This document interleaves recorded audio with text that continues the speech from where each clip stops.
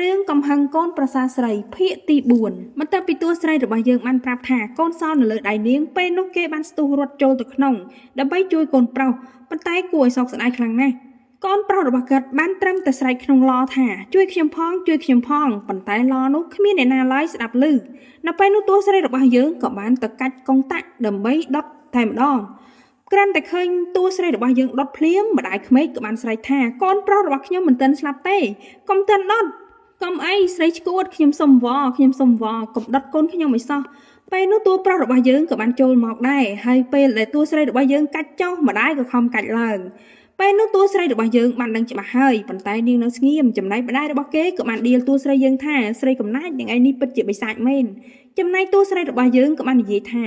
កូនរបស់អ្នកម៉ាក់បានស្លាប់ទៅហើយហេតុអីបានជាអ្នកម៉ាក់មកនិយាយបែបនេះដាក់ខ្ញុំទៀតអ្នកម៉ាក់ពិតជាមិនត្រឹមត្រូវនោះទេឬមួយក៏អ្នកម៉ាក់មានអាត់កំបាំងអីពេលនោះម្ដាយក្មេករបស់គេបានសម្លឹងមុខតួស្រីប៉ុន្តែគេមិនហ៊ាននិយាយអីនោះទេដោយសារតែកូនប្រុសរបស់គេនោះមិនដឹងជាយ៉ាងណាទៅហើយទេពេលនេះនៅក្នុងឡ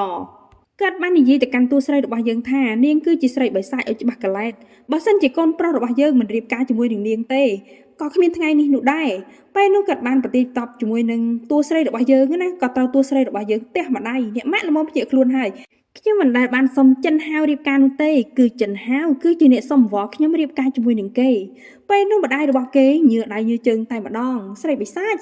ខ្ញុំមិនព្រមទេពេលនោះប្រុងធ្វើបាបតួស្រីរបស់យើងក៏ត្រូវតួប្រុសយើងរងពេលនោះតួស្រីរបស់យើងក៏បាននិយាយទៅកាន់ម្ដាយក្មេកព្រមទាំងមិត្តសម្លាញ់ចិត្តរបស់នាងថា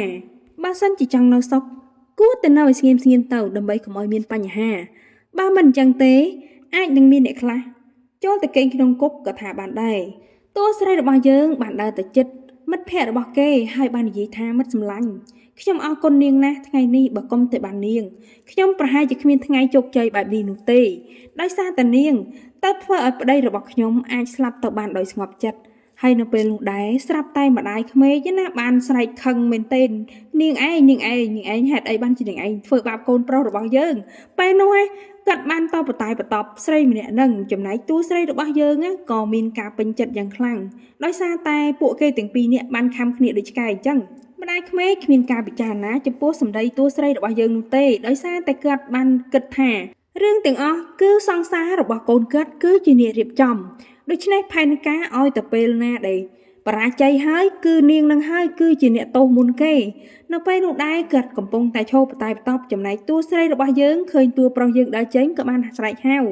ថាពេលនេះបងចង់ទៅណាតែយើងអាចជួបគ្នាញ៉ាំបាយបានទេតួស្រីរបស់យើងស្ទើរតែស្រក់ឈាមទឹកភ្នែករបស់គេដោយសារតែគេសោកស្ដាយរឿងកន្លងមកមិនសមណាមកជួបប្តីទុរយោបែបនេះទេ